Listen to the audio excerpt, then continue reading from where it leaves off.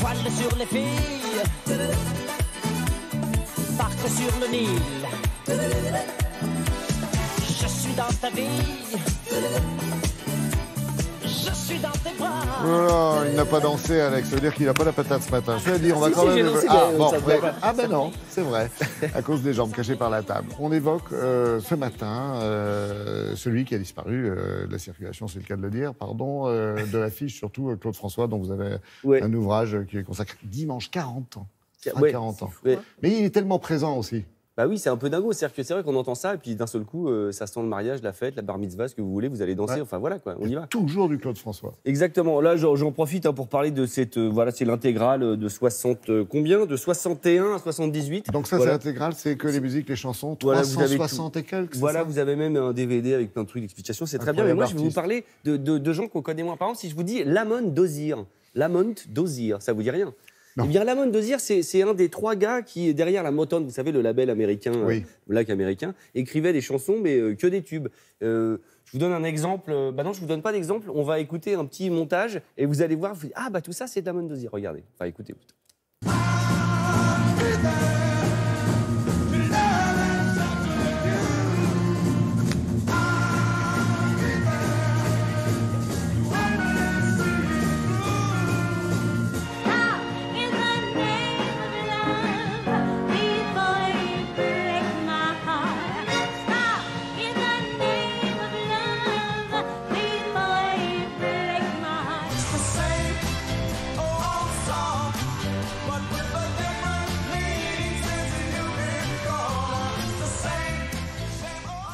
Ça y est, on a tout compris. Bah voilà, tout ça c'est le Lamont Dozier. Voilà. Donc j'attendrai, stop, au nom de l'amour, enfin voilà, et encore plein d'autres. Donc en fait, il y a un trio, c'était Hollande, Dozier et Hollande, et qui, comme Hollande, voilà. Mais un autre Hollande, il y en a plein d'autres, voilà, qui écrivait, c'était l'usine à tubes, quoi. C'est-à-dire que les gars, il fait bon les gars, c'est vendredi 17h, ils me font un tube pour lundi, boum. Et notre Claude François, il avait du nez quand même. Hein. Bah oui, il avait du nez. Alors ce qui est absolument incroyable, il faut rendre aussi à César ce qui appartient à Claude ou je ne sais quoi, c'est-à-dire que quand les Suprêmes et la Motown est venue en France pour la première fois, ça a été un bide absolu. C'est-à-dire que personne n'est venu au concert et que c'est vrai que Claude François, bon camarade, a été le premier à faire passer les Suprêmes à la télé et a invité Lamont Dozier dans les shows à la Carpentier ou autre pour dire non, mais le gars qui a écrit les chansons, c'est pas moi, c'est lui.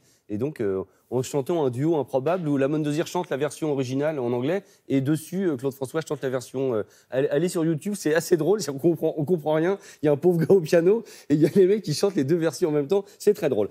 Continuons avec Lamont Dozier. Enfin, c'est très drôle, je trouve. Je suis tout seul à trouver ça très drôle. Oui, je me sens très seul autour de cette table. Regardez. C'est ce qu'on appelle des bons camarades. On t'écoute voilà. religieusement, c'est pour ça. Oui, je me dépêche. Oh.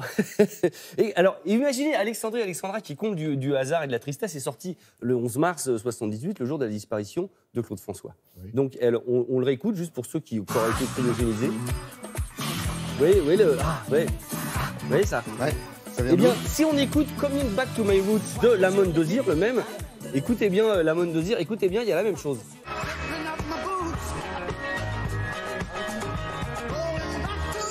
Si on peut le remettre au début juste pour oui, j'ai rien entendu. Voilà, mais...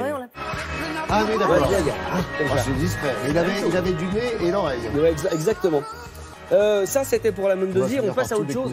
Claude François. Mais oui, on a encore du temps. Oui, on a encore du temps. On me dit qu'on a du temps. Oui, on a encore 1h30. 1 minute 15. Ça, c'est 1 heure ou 1 minute? C'est moi. C'est 1 minute. J'ai cru que c'était à 1 heure. Excusez-moi, c'est pas très clair. Hein, on me fait une. Bon. Et quel rapport entre Claude François et David Bowie? Ils sont blancs. Non, c'est ça qui est dingo. Et ben, vous savez quoi, David Bowie est le gars qui a failli écrire la version anglaise de My Way. Écoutez David raconter l'histoire, un truc de dingue.